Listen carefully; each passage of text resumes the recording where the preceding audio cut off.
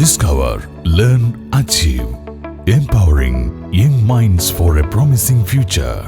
Admissions open for next academic year. Pre-KG to class 12. Lakshmi Narayana Vidya Niketan, Palapuram and Lakshmi Narayana Junior School, Ottapalam. Ottapalam പുതിയ കോടതി സമുച്ചയ നിർമ്മാണവുമായി ബന്ധപ്പെട്ട യാതൊരു മെല്ലപ്പോക്കും ഉണ്ടായിട്ടില്ല എന്ന് ഒറ്റപ്പാലം എംഎൽഎ അഡ്വക്കേറ്റ് പ്രേംകുമാർ.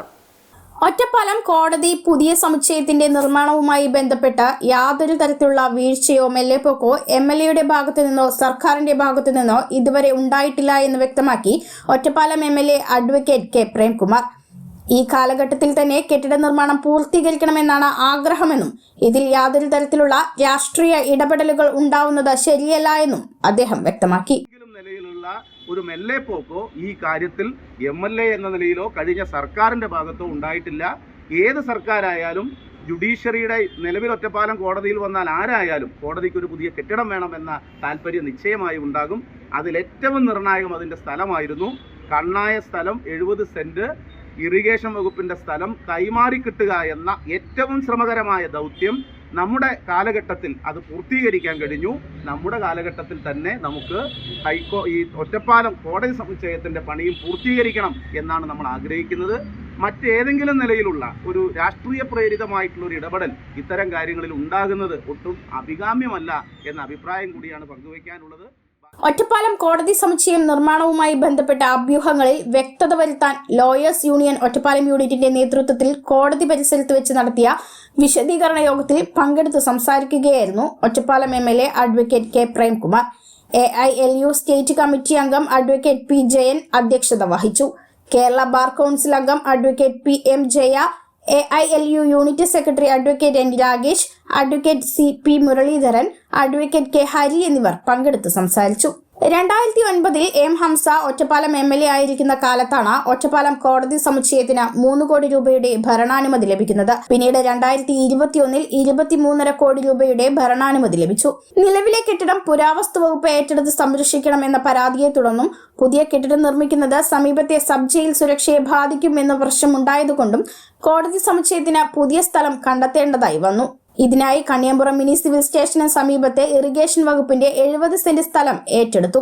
നിലവിൽ സ്ഥലത്തിന്റെ മണ്ണ് പരിശോധന പൂർത്തിയായിട്ടുണ്ട് എന്നും മറ്റ് നടപടിക്രമങ്ങൾ തുടർച്ചയായി നടക്കുന്നുണ്ട് എന്നും MLA അഡ്വക്കേറ്റ് കെ പ്രേംകുമാർ യോഗത്തിൽ വ്യക്തമാക്കി.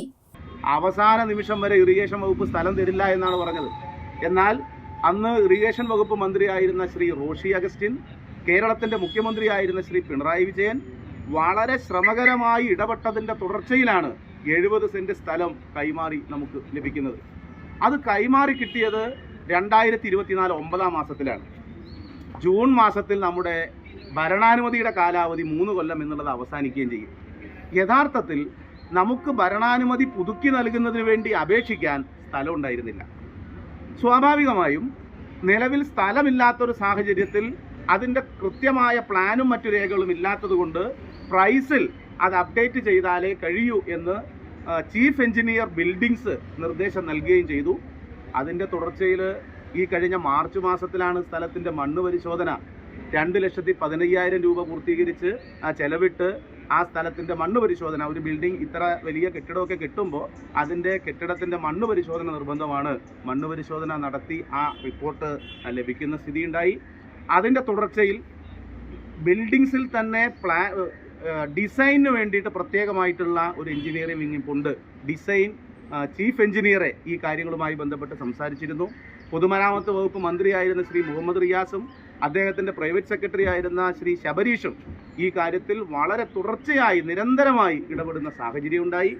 അപ്പോൾ ഇപ്പോൾ നമുക്ക് കോടതിക്ക് സ്ഥലമായി, കോടതിയുടെ പ്ലാനായി, നിലവിൽ നമുക്ക് മണ്ണ് പരിശോധന കഴിഞ്ഞു. അതിൻ്റെ നടപടിക്രമങ്ങളുടെ തുടർച്ചയിലാണ്.